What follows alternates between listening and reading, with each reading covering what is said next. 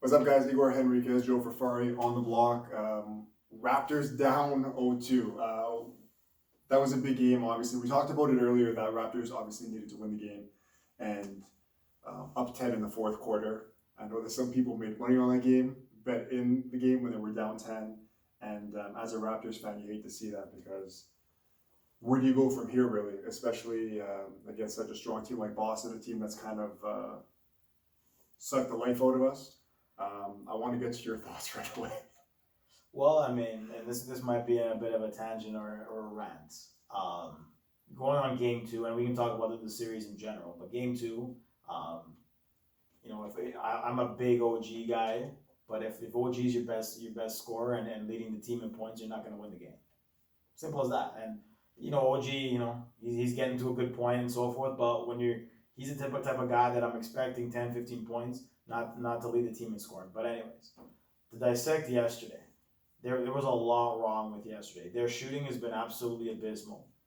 25% three-point shooting in game one, 27% in game two.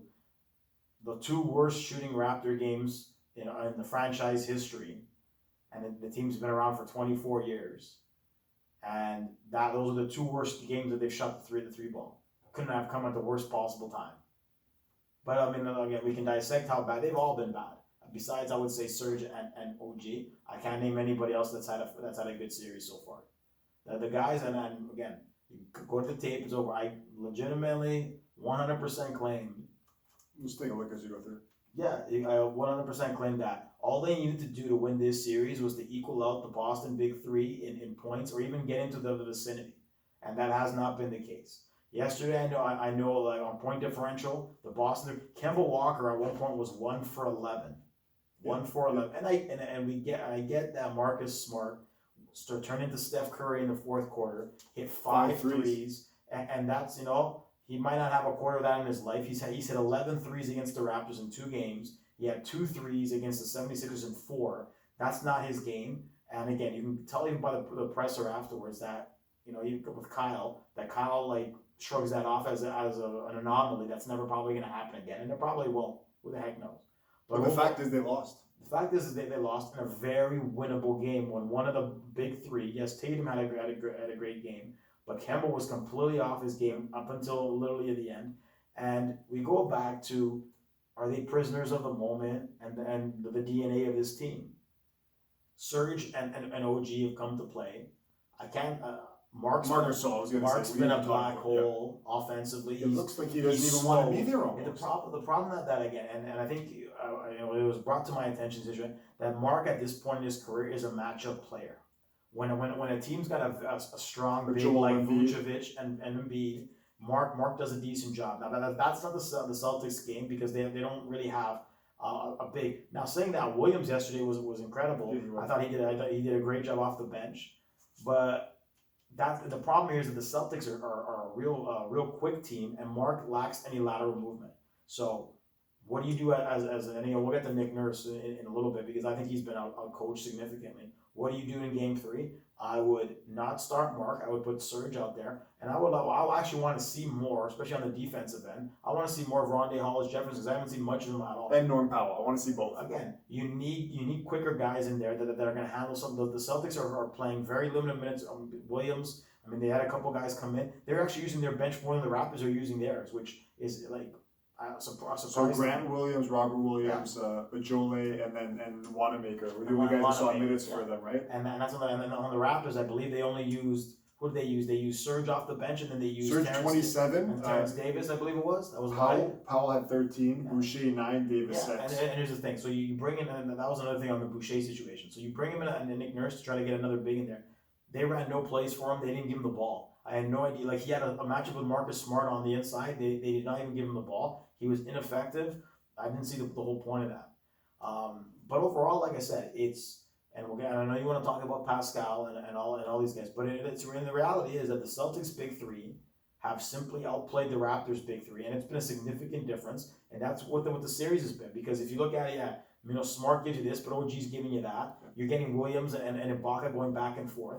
But the difference has been that their Big Three have been significantly better than the Raptors Big Three.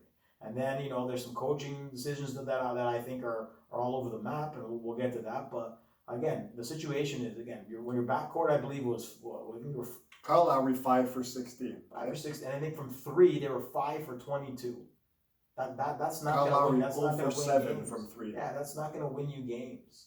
No, actually, I'm sorry. That's Fred. That's 5 for 22 in both games. And Fred was 3 for 12 last game. That's not. That's a combined 3 for 19 from the 3-point line. And that's you're not going to win any. And the crazy part is, like I was saying earlier, they only lost by 3 points, shooting that bad. Well, again, right? and we had this discussion like earlier on about the Portland game when the Portland beat the Lakers, and I wasn't worried because at the end of the day I saw the Lakers stats and I'm like, well, they only lost by 7, but they shot the ball 19% from 3. It's an anomaly.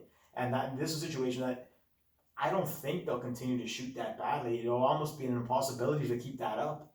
Like, I get that the Celtics are solid but they're missing open looks. Like some of these, like I'm yelling at the television. Fred had I remember the top of the screen, wide open look. Like, Serge, I'm sorry, but like Serge to me, he's actually been a good. He's player, been one of the better. But usually when I see him throw up the 3, I'm a little more cringy because I don't really believe that's going in half the time. Yeah. But he's proven that he can hit the shot. He's been one of the better guys in series.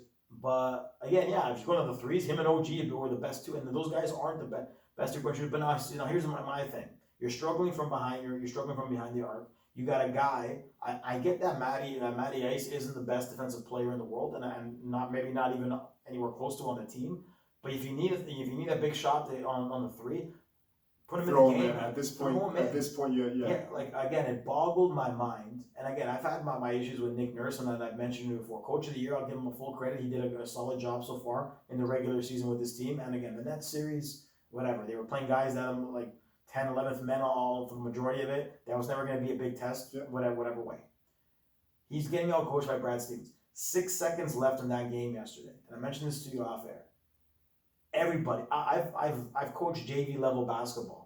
You take a timeout and you set a play. Advance the ball. You advance the ball. Yeah. You set a play and get somebody with an open look, or get the matchup you want. Get the matchup that you want, and get the shot that you try. Off of a block or whatever the heck, and you don't shoot like have Fred run up the ball and heave a 40-foot-5 shot off of the end where he wasn't even legitimately. He was getting covered. He wasn't like didn't legitimately have it open, and that's the way they end the game. I was mind boggled by that. And that's a situation where you call timeout, you get Matty Ice in the game, he gives you an option, and if it goes in, it goes in. But it just boggled my mind that Nick Nurse decided not to do that in that situation. It's an absolute brain fart from the coach of the year, and he deserves criticism for it. He does. No, 100%. 100% he deserves criticism for it, and because it looked like he got lost in the moment, didn't know how much time was on the clock. But you call timeout there's no way you're getting a decent shot off where they are. It's with 6 seconds left and having to run the entire length of the court. So again, they're between Nurse and the star players. They've been a catastrophe from the majority of the game. Now, so you can say, whatever, Smart makes 5 shots. Are you going to get 1 from 11 from Kemba next game? No, you're not going to get that. You're not going to get that. You're not going to get that. That's the thing. You had chances to win winnable games. This is a very winnable game. And there's my rant for now. Speaking of rants, we need to get to Pascal Siakam. And we've heard from some of our boys, posting stuff saying that, maybe we need to cut him some slack. I don't think we need to cut anybody slack at this point. I'm going to go on a rant. The guy's making $150 million. I know the contract doesn't kick into next year. I don't really care. 11 for 32 in both games combined so far. Okay? 17 points last game. And yeah, sure, the guy grabbed 8 rebounds, 6 assists. At some point, you have to do something if you can't score the ball.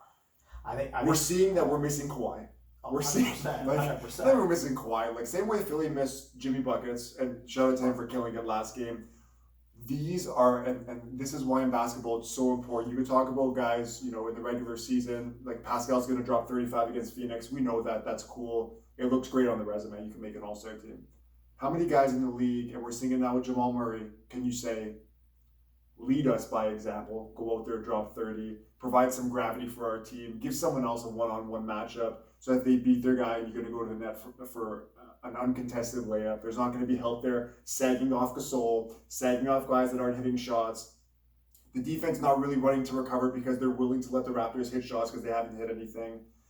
Like you said, Gasol's been a black hole. Siakam, all the credit to the guy for being the 27th pick in the draft. We've seen his growth from Casey benching him and playing him. he's been really good. But is this a guy that you want to say, okay, like this guy's going to be the best player on our team if we're going to win a championship? And the Raptors still have championship aspirations before this series. See, here's the thing, and I mean Pascal's not Kawhi Leonard. He's not. He's just not Kawhi Leonard. Now, is he better than what he's shown so far? And even those numbers, like 11 for 30 again, he hasn't. I think he hasn't been over 50% in terms of shooting the entire playoffs. So he struggled at coming into the bubble. And 1 for 7 from 3 in the series. The issue is that he's not dropping any of the shots from 3.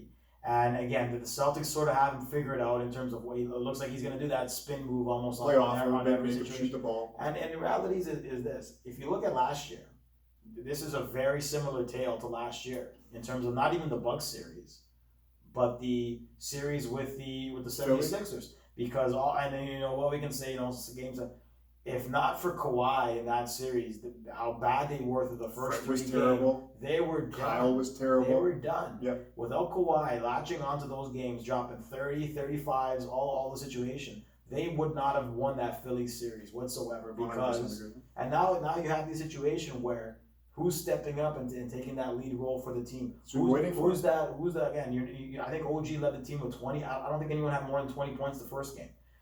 That's not going to win you a playoff game. You need somebody to have a game. Whether it's Fred, whether it's who's the catalyst on offense. I haven't seen it. Again, I would change. Again, Mark is making $25 million. That doesn't really matter at this point. If he can't keep up because he's too slow and realistically he's not doing much out there because at the end of the day, like I said, his slowness is been a bit of a problem. I start Serge. I give more minutes to Rondé, who's again, and the thing they're out. A few minutes. They're out hustling us for rebounds. Yeah. I should say us, them, the Raptors, and that's a heck of a problem because they just look like they want it more. They're tougher. They're tougher. They grind. They're not big guys. They're not giants out there. They're all the same size pretty much, right? They're all about 6'8", 6'9", 6'7". Yeah, they're acting out. They're out there like dogs. There's no way they should be out rebounding guys when we have 2 centers in the game. So so we need to talk about that breakdown play where Kyle went for the defensive rebound. Remember off the missed shot, it led to Siakam having to close out on Tatum, 90 to 87. And I was watching the game, and I said right away when he hit that shot. So Kyle goes for the defensive rebound, 90-87, misses it. All of a sudden, Kyle's late to react. The ball comes around, swings, and now Siakam's forced to guard 2 guys with Kemba in one corner and then Tatum up top. I'll give the Celtics credit on one thing. Their speed overall in general is giving the Raptors a lot of problems because they are the quicker team. That's giving the Raptors a lot of problems on D with the switch offs. They haven't been able to handle Tatum all that well in general. And the Raptors, who were usually a very good defensive team, are having significant problems running around chasing them on the court. Again, and to me, that might be slightly a personnel issue because you got to get quicker. I don't think that Nurse has done a decent job because, Gasol Gasol fouled out with he barely played in the damn game. He fouled out I think it was about 8-9 minutes to go. 21 minutes he played and he fouled. Unacceptable. He can't keep up. He can't keep up because again they're too quick. They're too quick out there. You got to go to a smaller lineup, a quicker lineup, and give Ron. And again, Tice is not. He's not a threat offensively. Not much that bigger than Rondé. I would give Rondé more minutes and have him grind out because I know Rondé's going to bruise with him and he's going to get some boards and that's all we need him to do. We don't need him to score 20 because again Mark's not scoring anyways. Yeah. So you might as well get a quicker guy out there, give him a little bit more of a presence. Mark had a couple of decent shot blocks. But besides that, he was a black hole. And again, he should be in reality inside with Tice and with Williams. It should be a matchup problem. Williams has been better than Gasol, 100%. and he makes it. He makes he probably makes a couple million. Not even. He's on a rookie deal. Yeah, it's ridiculous that he's outperforming him because that guy almost tore his ankle yesterday going for an offensive rebound. He dunked it and almost tore his entire leg. I remember that. Yeah. And that's the thing. If you're Nick Nurse, what are you telling the guy at this point? Because you're down 0-2. We can talk about the championship chemistry, pedigree, all that stuff. But if you're not going out there competing, willing to grab those offensive, defensive rebounds, then what are you doing? Because the team right now, you go down 0-3, it's embarrassing if you're going to bow out. At least you want to go down, win a few games. And not to say they can't win the series, because they can turn this around real quick. I don't want to say that they can't. But they need to make some personnel changes, like you said. I think that they need to banish Gasol for the time being. Maybe even start Boucher. Just to give a different look. Bring Gasol off the bench. Sorry, not Gasol. Ibaka off the bench. Give him go against their bench unit. Yeah, I mean, you're gonna try different things at this point. I think Serge has been again deserves the minutes. You need to give guys, and again the Raptors' advantage in here. In my again, we said it was gonna be the bench. Now the Celtics don't use they always have two of those out of the three usually on the court. They don't really rest guys. They don't put in a full bench unit because they don't have the depth and they know they have problems. So they keep Tatum and all these guys out there for a while. They don't really give them a huge amount of rest, but they need. And again, and let's be honest here, the whistle's been a problem as well. And again, Nick Nurse didn't want to say anything much yesterday. It's not even that Tatum. They didn't have a free throw shot the first half. That's a problem. It's also a problem on the Raptors not being as aggressive as they should. I know that they're not geting every call, but if they're not going to the rim, but we watched that zero free throws for the entire half. The first game there was a catastrophe that the Raptors were getting calls for every little thing. You need some semblance of reasonable officiating. Again, if one team's going to the line 10 times, the other team's going to the line 0. I don't know. Total free throws 25 to 19. Yeah, later on they equaled it up because at the end of the day, these guys also know that they go look at the stats. I'm like, damn, we haven't given these guys one free throw. You know what? And Nurse basically said, Nurse said that Tatum went to the line as much as the whole team. But they also shot they missed 2 free throws, 23 for 25. Yeah, right, and that's kind of unheard of as well. Kyle's for 2 was actually. And then 16 for 19 the Raptors. So both teams shot pretty good from the line. Just Boston went there more. Rebounds pretty similar. Oh, they beat us again, and the turnovers. They turned the ball over significant more. Due to the pressure, right? No, but actually the Celtics have been the more turnover-prone team. The Raptors just haven't taken advantage of it because they can't hit any goddamn shots, and that's the problem. Again, if they hit 35 to 40% of the threes, you got to think they win a few games. They win a few games. Yeah. It's that simple. It's at least you got to drain series. some threes. And again, we talked about it. This team is if they get swept. It's not, and again, here's the thing: if they get swept, is it going to be the end of the world? No, because you know what? They won the championship last year. Well, what the hell can you really say? Second round. They're not going to win the championship every year. Those aspirations are a little bit thing. But if they get swept, it's a really bad look because it goes to those people, and I'm sort of one of them that states that a lot of the success last year was because of Kawhi Leonard. Yeah. And that's just the reality because you have the core guys were the ones that were before Kawhi. Were the ones that were doing exactly what these guys are doing now. I was going to say, has Pascal Siakam now become the de facto DeMar DeRozan? Yeah, and that's the situation. And I don't want to think about like that because I'm a big fan of Pascal, and they have more depth than a lot of those teams have. But again, under the pressure, even in the fourth quarter, I think it was a 23-8. They got outscored. You're not going to win games like that. You're up 75-65. I believe it was the fourth quarter. For sure, late in the third. You can't blow the game like that, especially on dumb defensive blown assignments. Like we said, we talked about that Tatum 3 to go up 93-87. And to be honest, although there was 4 minutes left in the game, I think that once Nurse called the timeout, you could feel the team was deflated. Sure. And based on the way they're shooting the ball, it's not like they had really any confidence. Who are you going to give the ball to? Who can use, like, Fred and Kyle shooting how they're shooting with a guy in their face. Not like they're wide open. They're not hitting wide open shots anyways. You're going to tell Siakam, go get me a bucket? I would have banned the families from showing up. It's all business. You think so? Exactly like Jimmy was doing it, and like Jimmy's it's a business trip. Breaking news: the Miami Heat are up 2-0 against the Bucks. It's a business trip. Again, everyone was like, oh, and Fred's daughter, cute as can be. I'm not saying anything about that cute as can, but and everyone's always gonna drop 40. He didn't drop anything. It's let's be real. He didn't drop anything. Like everyone's like, oh, he's gonna drop 40. The kids are super cute, and they are. But he's gonna drop. He needs another kid, maybe. And here's the thing. I think that the Raptors situation, and I'll give credit to the Celtics defense. The Celtics defense is primo. It's there all the time. Yeah, it's primo, but it's not primo to the fact that you should be dropping 25% every couple of games. And do I expect a better game in Game 3? 100%. Raptors favored by 1 next game, which is insane to me. It was insane they were favored last game. I told my buddy, I said I'm betting the house on the Celtics. They've been favored the entire time because Vegas knows at the end of the day they want to get money on it. Not even that. They know that overall that the Raptors are the better team, which most people think they are. The issue is that Tatum and Siakam, who most people probably have, maybe Tatum slightly over him, has been significantly better. That he's been a superstar player, and that's what's carrying the Celtics. And the Raptors need that out of Siakam, one way or another, or somebody to step up and have a game. I need somebody to drop 25, 30 points next game. Somebody, whether I could, Norm, no matter who the hell it is. It would be drop nice somebody. to get 2 guys to do that, right? One guy might not be enough. And that's the situation. Now can they win 4 out of 5 to win this series?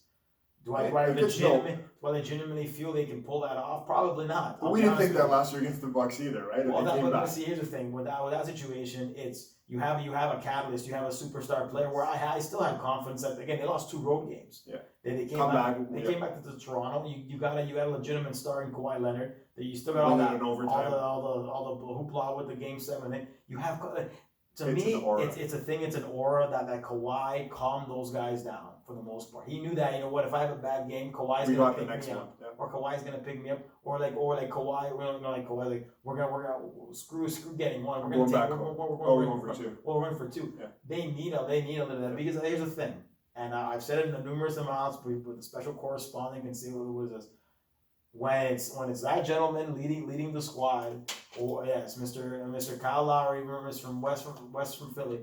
They've had more playoff collapses than not, and it's in the reality of it. He was before last year's run, he was below 500 in the playoffs, and that's just the reality of things. The better seed in most of those series.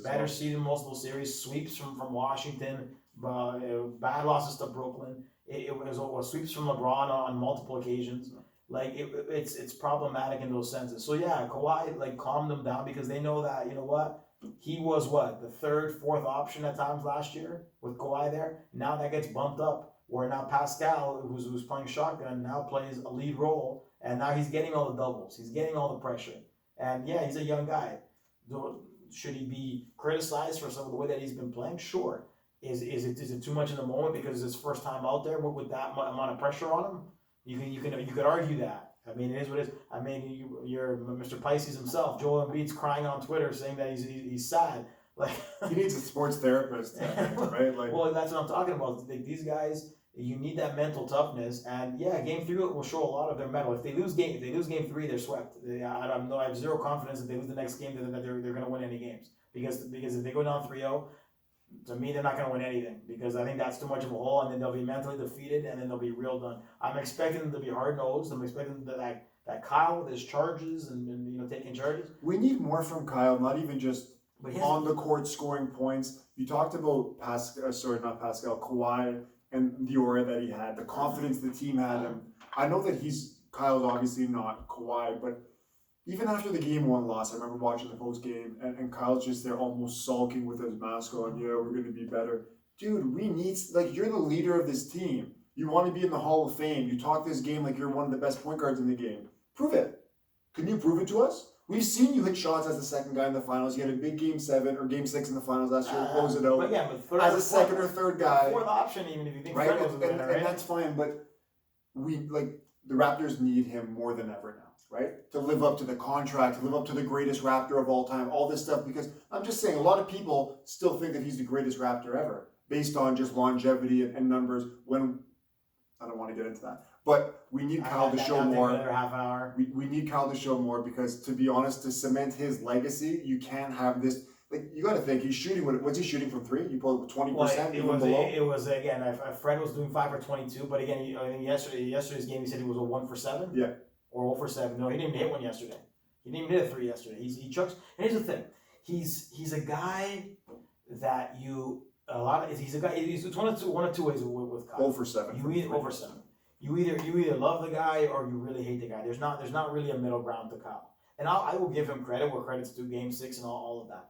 He can be a guy that irritates the crap out of him. He's like a Marcus Smart. They're similar players, right? Similar players. Obviously more skillful Kyle, yeah. Good Lord about that flopping with Smart. I haven't seen a flop like that in a decade. Yeah, the fast break. On Siakam. That was horrific. But he's a guy that his decision making at times just makes you want to he'll go 1-on-5 where he has legitimately almost no chance of getting the bucket, and he's looking for foul calls. He's looking for bailouts from the refs, and the refs obviously sometimes, depending on the refs, they'll give it to him. But he takes these, and again the guys aren't even down the court. He'll run up the court, take a three with no chance of getting no one getting a pull-up rebound. three, the Dirk Nowitzki. You're not Dirk. It's not. It's one of those situations where it's very low percentage plays, or even getting a second chance opportunity. And that'll work against Sacramento in February. Sure, no problem. sure. But you can't do that in the playoffs. And that's why it's a. And yeah, he'll take the charges. He's a tough little guy. I'll give him no, credit. for sure. But he's very infuriating at times with some of the decision making. And I'll be honest, and I've watched all the Raptors games in the bubble. The only game that I thought he had a real top level game. Game one.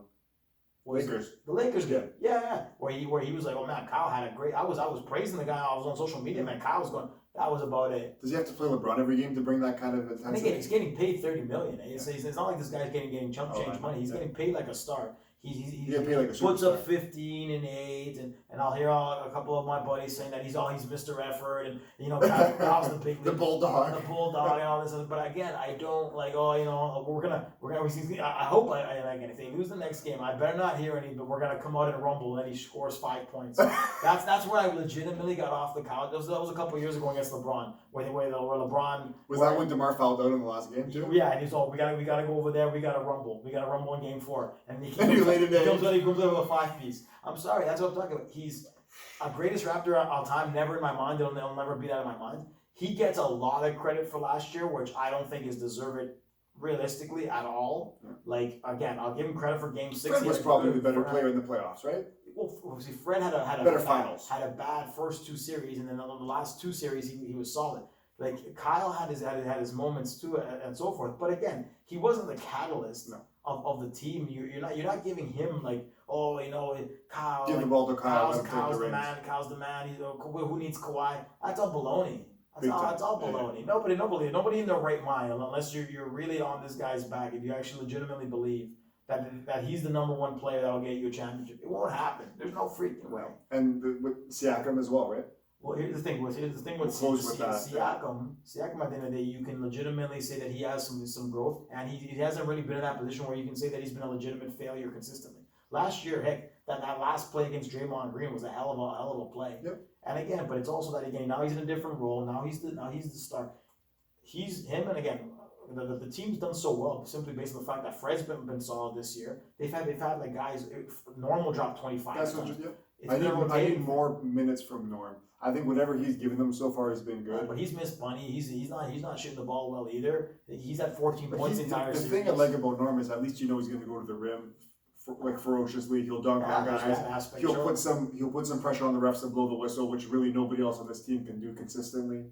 They gotta. I need more again, not offensively, but I need more Rondé Hollis Jefferson in there on D, and I need Matty Ice and Matty Ice with some trying to get this 3. Stretch the defense. At least the guy's gonna hit shots. Right? Again, he's gonna hit shots. He's a very good 3-point shooter. Get him in there at least for a couple minutes. I don't know what. Like yesterday, like I said, 6 seconds left. You throw him in the game. You try to get him the ball, or at least he's a decoy because they're gonna think you're gonna give him the ball, and then you try to hit that 3. Yesterday could have ended miraculously different with some smarter coaching. And yes, Pascal with again smartened up. Watch your foot.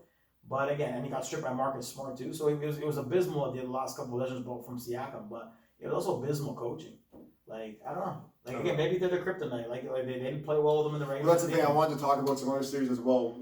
And I had said earlier that I thought that Miami and Boston 2 worst matchups for the Raptors, just based on how well they guard the Raptors and how they've given them fits. Milwaukee's down 0-2 as well, right? The number 1 and the number 2 seeds both down 0-2. Who would have predicted that one? Exactly, and credit to Jimmy Butler, because that's another guy where if you have the best player on the floor, and he has been the best player on the floor, and he's proved that in playoff series. I don't know. I'm not that surprised. He's a guy he's one of the better clutch shooters, I think, in the game. Players. You expect the MVP of the league to be the best player on the court, right? You got to, because that's what Giannis is going to be, right? Giannis is going to be the MVP of the league. But we know he's not a shooter. And you need to be able to shoot in the playoffs because defense is going to collapse. Yeah, if they lose that series, there might be some heads that might roll with that one too. That's going to be if they lose in the second round, that's going to be a big problem. I think there's actually. I saw today there's actually reports that he's thinking about going to Miami. That'd be an interesting situation. On the cap, I don't think you can sign Bam and have all those guys if that's the case. But let's say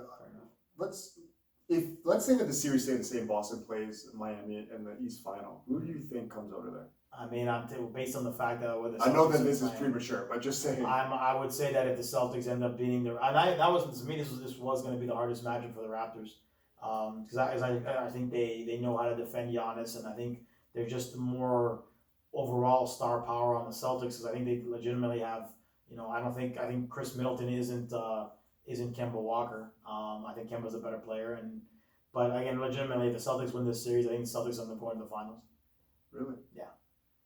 Because I think overall inside, yeah, Bam's an issue, but I think that Miami would have issues with Tatum and Brown, and I think Miami would have issues with Kemba, because Dragic is old. Dragic dropped 23 till he left the team. And he has, but again, limited minutes. I watched the Raptors game against the Heat. They gave him a good run. Again, they have the 3-point shooters, and Duncan Robinson can shoot. Tyler Hero can shoot. But I would give the overall matchup there to Boston. But like I said, I'd take Miami. You would take. I would take Miami. I just think that and it'll be an interesting matchup. Butler going against Tatum. I think that would be really good TV too. Butler today just 13 points, but they end up getting the win. Let's go to the West. Lakers are waiting OKC and the Houston winner right now. Game's tied up at 53. Who knows what's going to happen? I thought I think I took OKC when we did our predictions. Still, who knows? It's a tie game. I took it in 6. OKC? Yeah. Okay, so here we are in Game 7. So, who to you is the tougher matchup for LeBron and the Lakers? I mean, if you look at it in a situation where who can get hot and cause a lot of problems, it'd probably be the Rockets, because the Rockets are almost threes when they're hitting them. They're obviously a dangerous team when they're hitting them. Then you have Harden's Harden and Westbrook again. That would probably be the harder matchup in a sense, because I think those two when they're again, Westbrook's been a little bit of an anomaly in terms of how he plays and his injury and whatever. But because of how the Rockets shoot the ball and it relies so much on the three, that would probably be the worst matchup in terms of if they're hitting them, there'll be a problem. But you also have to look at it. They got nobody inside, and then again, neither do the OKC, and Adams can sort of do it, but PJ Tucker's not gonna be able to handle Anthony Davis whatsoever, in my opinion. I do want to say though, after they made that Covington trade, I'm almost certain the first game Houston had was against the Lakers, and I think that they smacked them in that game. And like I said, the 3-point balls is a big thing in those situations. But again, it's one of those things where they're over reliant on it. And like I said, I watched the end of. I thought OKC was done. They were down 6. Down 0-2 in the series as well, right? Down 0-2 in the series. And they were down 6 in the last game with a couple minutes left. And then Chris Paul takes over and hits a couple big time shots. Incredible. He's been incredible. He looks hungry. And yeah, that's the situation there. I think that to me the harder matchup would be the Rockets, because they have the guys that can really go off. While I think it's more of a team game for OKC, but I would still favor the Lakers to win that series. But I said it would be.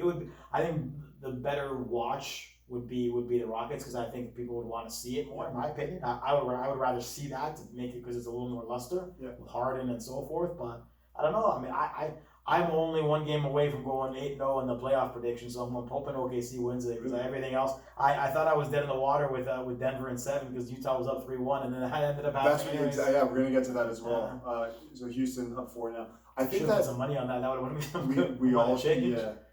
I think that Houston's by far the tougher matchup for the Lakers, just because of the way they played against them.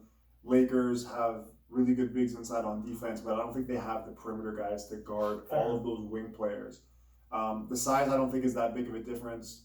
Although it is in terms of height, it hasn't mattered in the games, because Anthony Davis has not done well with smaller guys. It's an uncomfortable matchup, and we're kind of seeing that with some of the Raptors guys too.